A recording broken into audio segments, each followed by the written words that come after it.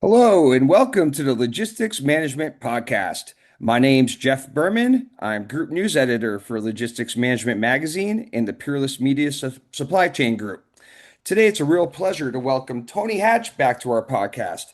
Tony's a longtime friend of Logistics Management Magazine and serves as principal of ABH Consulting based in New York City.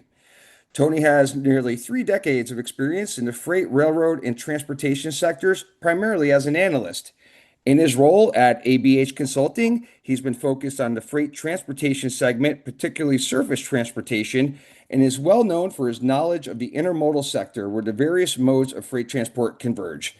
Tony has held several dozen specialized conferences over the years, including the Rail Trends Conference, which is held every year in New York and is co-hosted by both Tony and Progressive Railroading Magazine.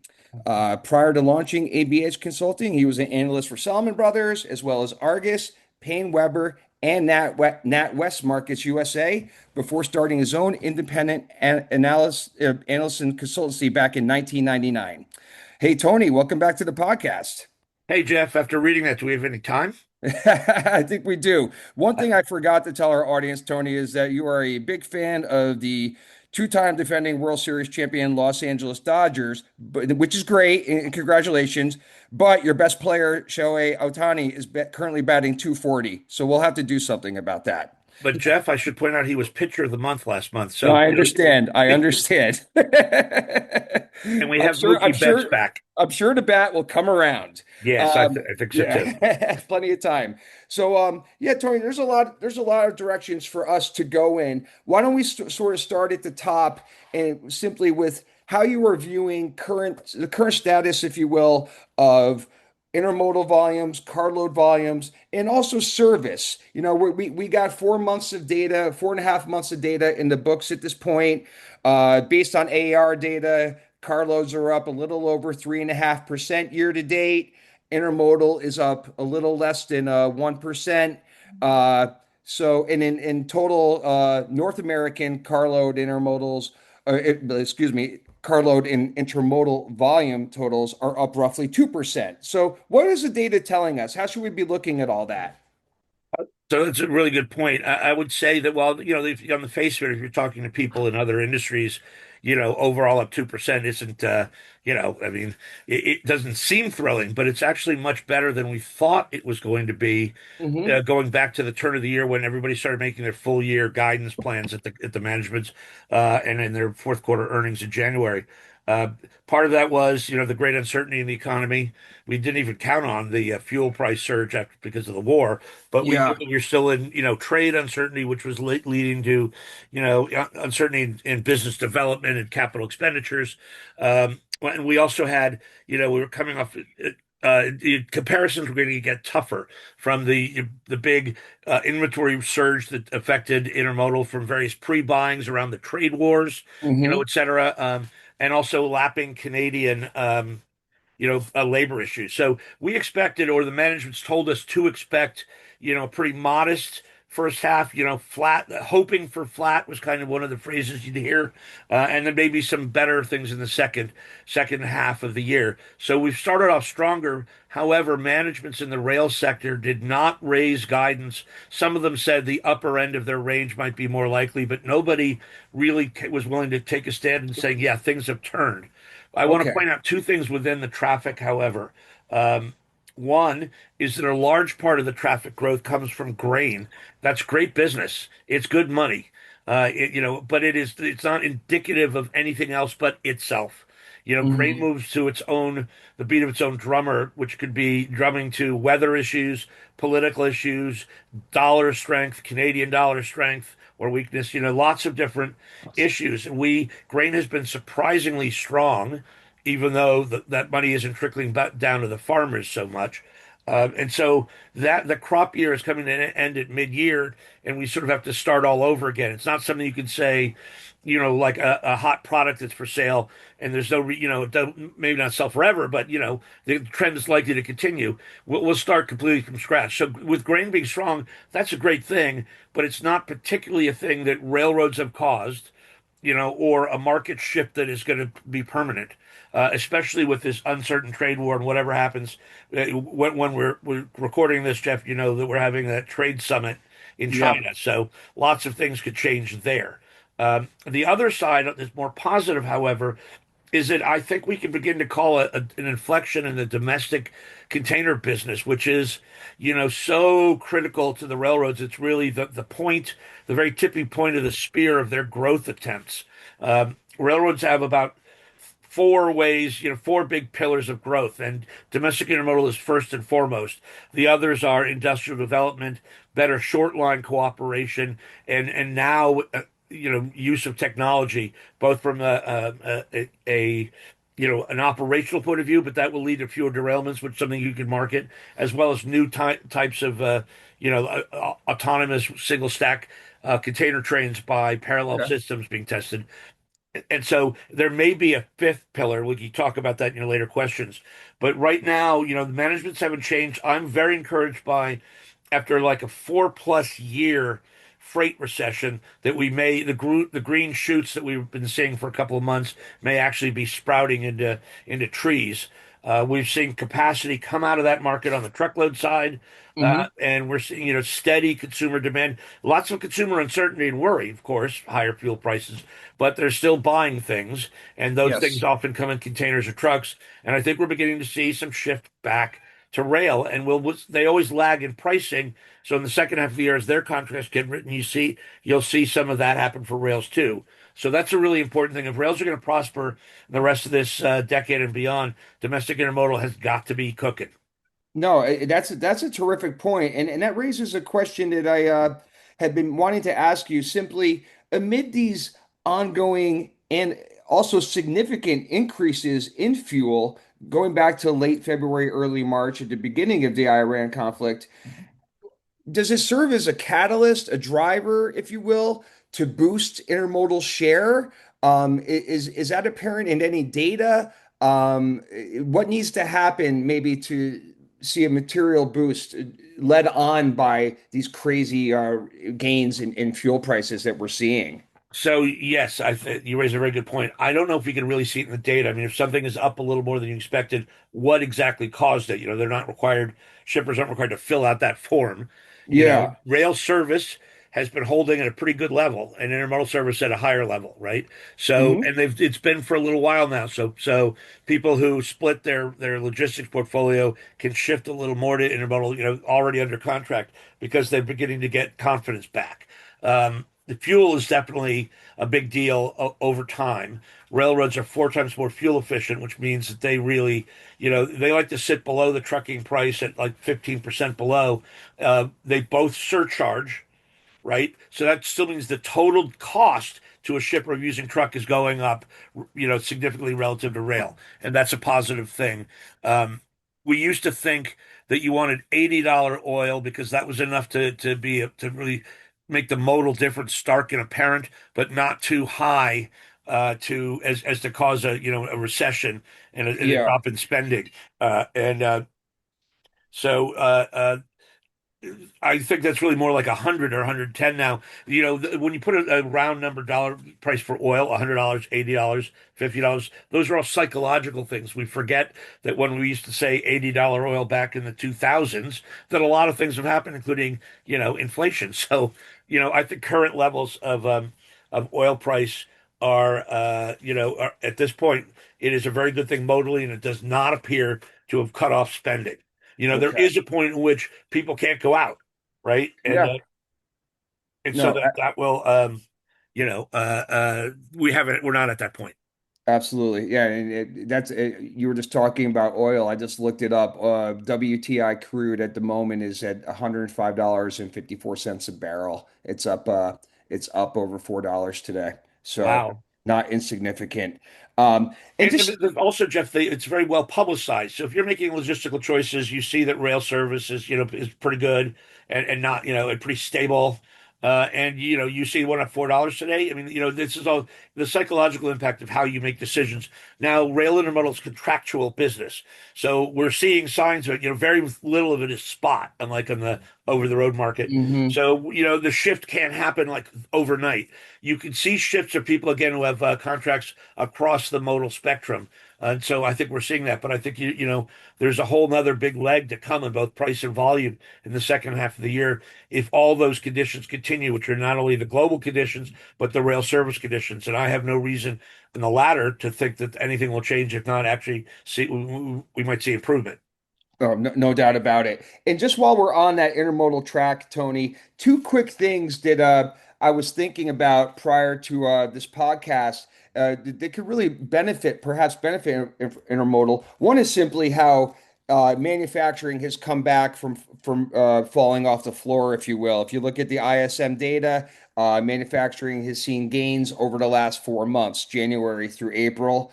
That's got to be viewed as a positive, I'm assuming. And then the other thing Yes, I was interested about, Tony, was the formal rollout of Amazon supply chain services. I mean, all these sure. services have obviously been there.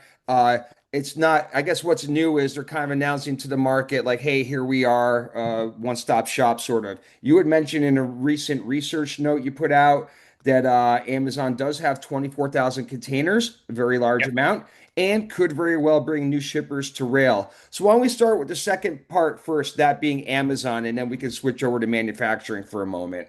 So Amazon, it remains to be seen what's going to happen here. But the one thing they're not going to do is, cozy up and ally themselves with rail and then start doing it themselves, as we've seen them do to parcel companies and LTL companies, right? Your choices were using rail are binary, yes or no. Right. And if service is good, they're going to use them. They're not going to sort of, have them build up a capacity and then kind of yank it from them like we've seen them do. They have been users of intermodal for some time, and I think, and they get excellent, service. You can imagine what their demands are. The BNSF, for example, spends a lot of time with them, and I think they are happy with their rail service. Obviously, they're always wanting more speed, more reliability. I mean, and that's just the nature of the game. But I think Yeah. this is something that which rails could benefit if this really grows and it comes out of other competitors that may not use rail. That's a positive. In addition, the idea that this is going to be a logistics company that does Amazon business and others, many of those others, especially small to mid-sized folks who didn't really understand the complexity of rail, maybe they stay through Amazon, which does, and think of Amazon as a broker. So folks who had long-term trucking contracts may now be exposed to intermodal. And, Yeah. if they continue if they keep the service levels up, and I really think they're highly incented to do that, I don't think you ever want to fail Amazon. So, this could be really good for railroads. I don't know over how long. I don't know how quickly this will be rolled out, but, other industries can be worried. Railroads aren't worried. They keep the service up, they'll get the business. They'll never be disintermediated. On manufacturing, it's not exactly clear what's in all those containers, either international ones or domestic. The railroads are sort of a third party in this, right? They do the hook and haul. And Hmm. but there is, a split, like 50-50 or something between retail goods like shoes and clothes and electronics, etc., and manufactured goods, middle manufactured goods like uh, trying to think auto parts, right? Yeah. Is a big part of that, and so uh, uh, I just want to, that any comeback of that is definitely good for railroad overall. Right? Railroads carry a lot of the building blocks of manufacturing.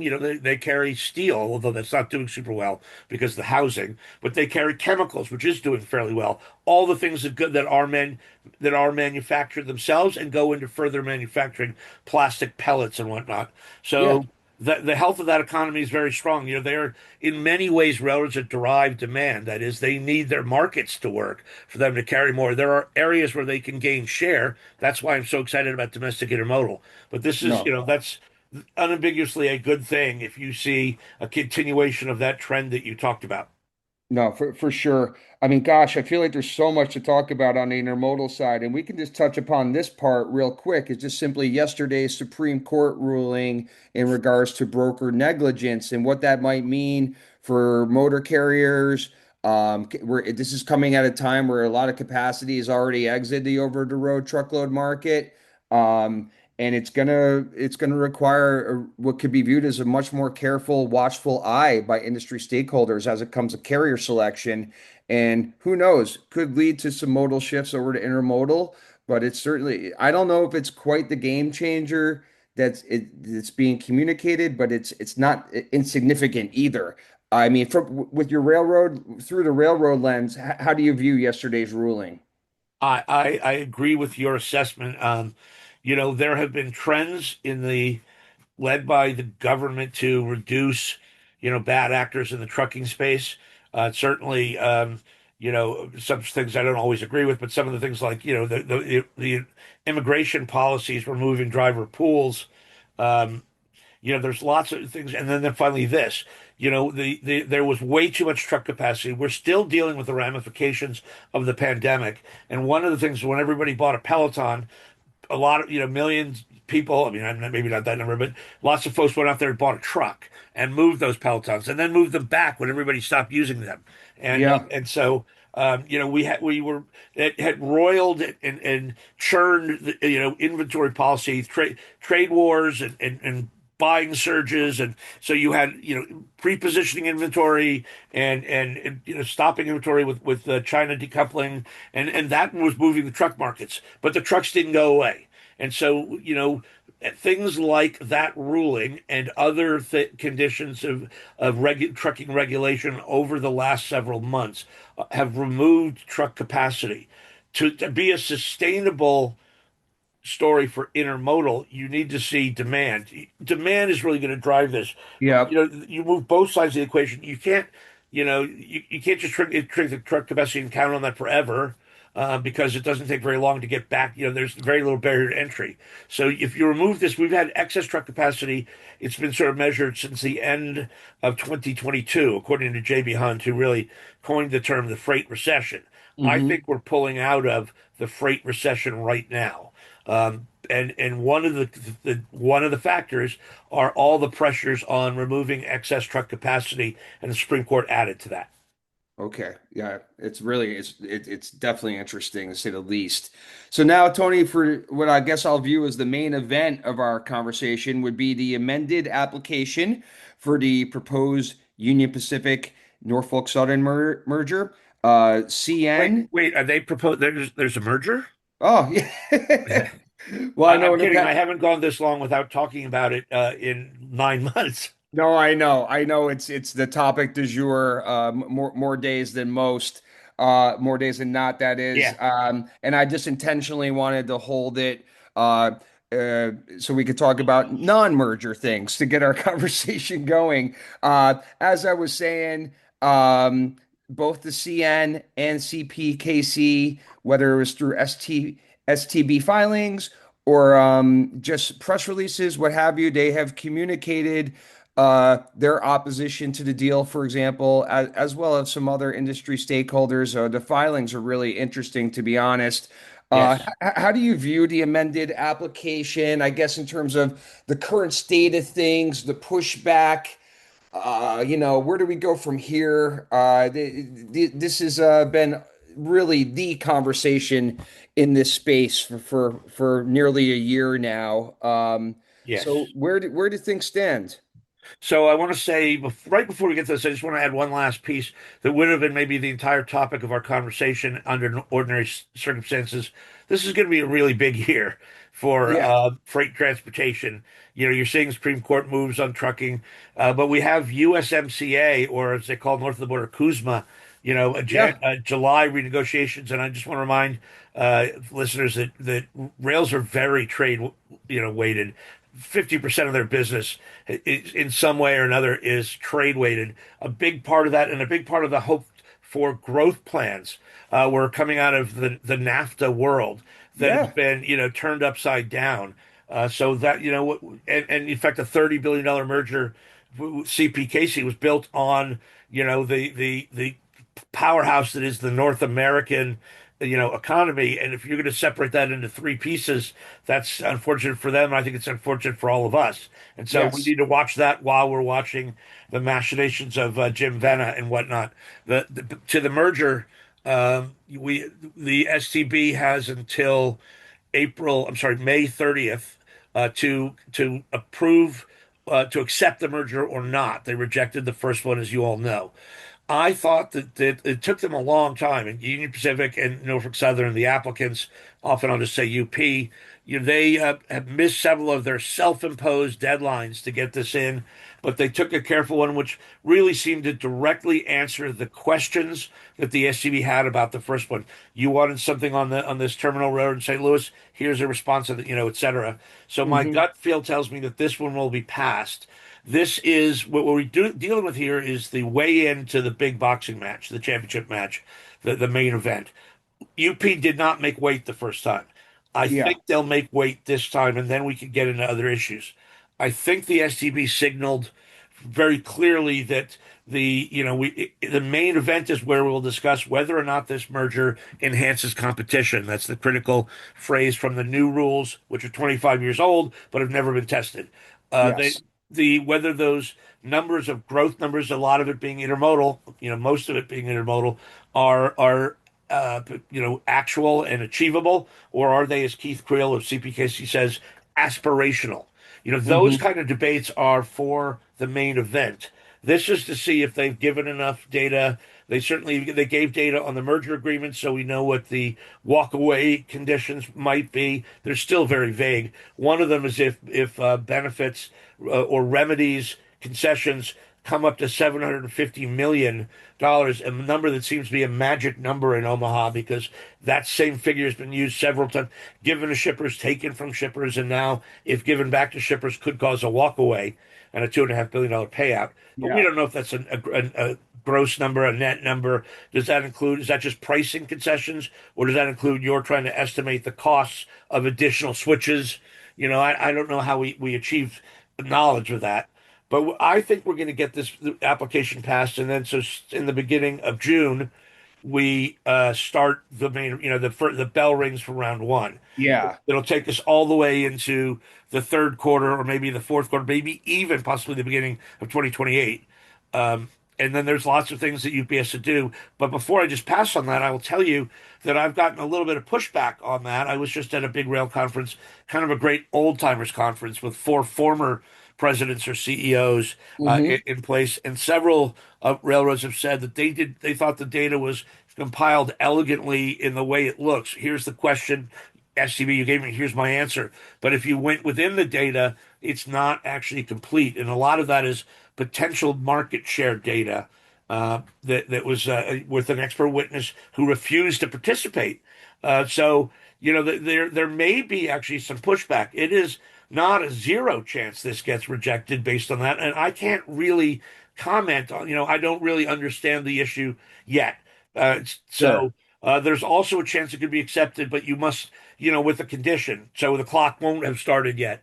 Everybody wants to know when the clock is going to start. If it gets rejected, that's all hell will break loose. The Union Pacific tried to have a shock and awe strategy where this appeared to be inevitable. Wall Street loved it. The faster the deal gets done, the sooner you get paid for your NS shares. Time is money on the street. Hmm. But Hmm. you also wanted to intimidate, they wanted to intimidate shippers. Any big shipper, think of the biggest, ExxonMobil, right? Or, Ford Motor, all these big Yeah. guys. They have 100 things they want in Washington, D.C. at any one moment. They always have a top 10 list. This is clearly on a top 10 list of any rail shipper. Maybe it's on a top five list, and there are a few where maybe it's number one. But if it's in your top 10 list and you go to Washington, you think, okay, this merger is inevitable. Why would I waste my political capital on that? Why don't I just put it all on something winnable, like a tariff exemption or something? That was Yeah. the goal of UP.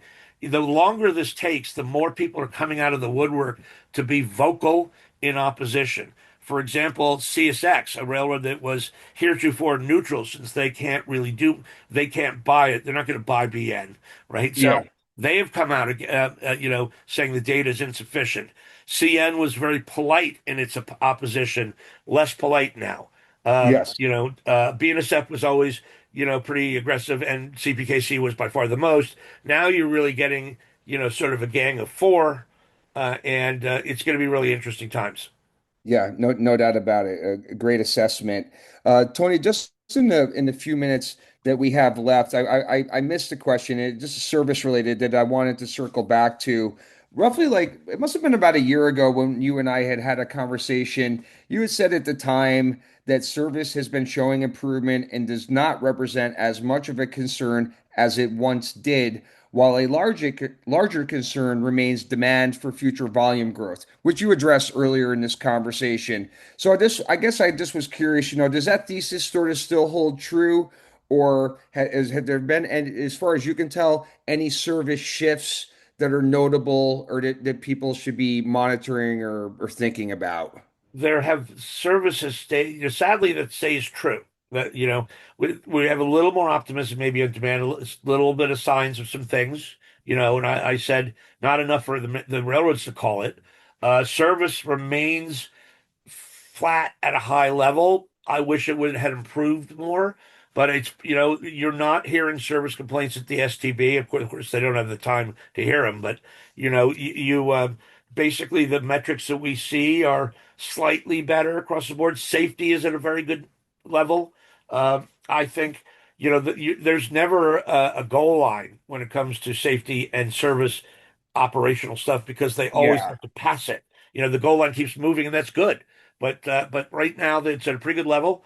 One of the things I've learned over this process is there's a lot of traffic that is doesn't not price dependent. When railroad service was really bad, and that was mostly due to having not enough capacity, labor shortages, and price increases were layered on. You got shippers hopping mad, willing to talk about it. When railroad service is fine, they offer such a compelling value proposition that the shippers, well, obviously they want to negotiate every penny counts, but the 3% and 4% price increases are accepted without any complaint to Washington. We're not hearing any now, and that tells us the service is pretty good. I wish it was accelerating faster. I think the efforts are there. One worry I have about mergers, it doesn't mean that people doing the day-to-day job aren't going to try to do the best they can. But a lot of the really bright people at all of the six Class 1 railroads are spending a whole lot, if not all of their time in their respective war rooms. This distraction is going to slow down short line deals. It may slow down, on eyes taken off the ball in some way. I hope that's not true. Um, Railroads have pledged that it's not true, but historically, the deal makers and they're all needed to go and figure out what this is. This is the biggest story in railroads in 100 years, maybe in the full 200 years of their existence. And so, this if you have a cadre of really bright, entrepreneurial people, they're sitting, they're in the boardroom working night and day. And yeah, that's a worry. I think whenever this gets done, whatever happens, and that there are four possible things that could happen out of this merger. Full acceptance without conditions, which is essentially what Union Pacific is saying. I don't think that's very, very likely. If it happens, you will see a reconsideration of the "I will not merge" stances taken by railroads that have done that. I yeah, think you no have doubt. acceptance with conditions, and that splits into two pieces: conditions that are acceptable to Union Pacific and conditions that are unacceptable to Union Pacific. In which case they'd walk away. If they're acceptable to Union Pacific, you then get to another decision tree by the Gang of Four. Do they continue as independent or not? Probably they could, because remember, they could get things from this merger and they don't give anything up. The SCB becomes a god and emperor for merger applicants. But if Hmm. you're simply another railroad and you're saying you're aggrieved, you don't, and access is given to some areas. There's no access on your system. You're not before the STB. You're, respondent, not an applicant. So and then there's a possibility of outright rejection. I would put outright acceptance and outright rejection as the outliers and some form of middle ground. And I just wanted to get that out. I don't have a percentage because we have no idea what the new company No, is going to be. We know what Union Pacific would like it to be, but I don't think what Union Pacific would like it to be is what's going to be the final answer. I mean, it may sure. be more tilted that way, and I may end up saying, man, you got to buy UPNS stock because that's a one hell of a operating and service machine. But I need to Yeah. see what the shippers say first. No, of course, of course. And just two final quick ones here, Tony. One just had to do with some reporting changes that the STB issued earlier this month. One had to do, they're now going to be requiring class one or, yeah, class one carriers to begin reporting two different service metrics. One is Yes. original estimated time of arrival. And I'm just reading off here. The board proposed to define OETA, original estimated time of arrival, as the estimated time of arrival that a rail carrier provides when a shipper tenders the bill of lading or when the rail carrier receives a shipment from an interchanging carrier. So that was one. The other one was an ISP metric, and I'm having a brain cramp here, and I can't remember what I. Basically what they are, Jeff, are trip plan compliance. Okay. They're switching. Are they doing it instead of system velocity, which is not, is interesting and leads to questions, but system velocity doesn't help a shipper, right? I don't care that you're running 30 miles an hour. I care that you said it's going to be here Tuesday and I got here Friday. Yeah. So what this is trying to do is narrow it down to usable data that we in the rail business tend to call trip plan compliance or some Okay. format of that, and that's what these are. I think it's great that they're doing it, but I saw Chairman Fuchs in Michigan, at dinner a couple of days ago, and he spoke at this Michigan State conference. He agreed that he didn't go as far as I wanted to do, which was to make those be standardized because everybody judges, what your trip plan compliance levels are to yourself, what your on time, is. And so you can see this longitudinally, as he said, meaning I can see that I used to be running at 80 level. I'm making this up, and now I'm at a 60 or I'm at a 90. But you can't compare Union Pacific's 80 level to Norfolk Southern's or CSX's 80 level. I wish they would do that. But they Sure. also produced a portal where all of the data they collect will go in, and I'm the worst technologist in the world. But the goal with that is to using AI and their own creative talents is to make information a lot more easy to use by those who study the industry, whether they study it because they ship on it or they are railroads or they're analysts, et cetera. They're trying to make all because they collect vast amounts of data, right? And it's all in different pools, and they're trying to put a single portal will be like the rail data portal. So all Yeah. these moves by Chairman Fuchs and the guys are really positive. I wish they'd taken that one extra step, and that may come. And I should also point out that it looks very much like will be a four-person STB maybe by the end of next week. The vote on the fourth, Dick Kloster, an old friend, is due on Monday at the end of business. And Right. so, and it's Yeah. expected, he should pass. And then there'll be the whole swearing in. A lot of that will be secret. They'll be down in a basement and chanting and, with paddles, just like the Animal House scene. Yes, yes. I figured that with Dick Kloster that would be coming soon. Yes. Um, And they and renominated Karen Headland, the lone Democrat, she's very good. I think, the STB is coming around by the fact that they nominated, that is the first Democrat, I was told, to be nominated for one of these kinds of independent positions by this administration, which points out her strengths and characters.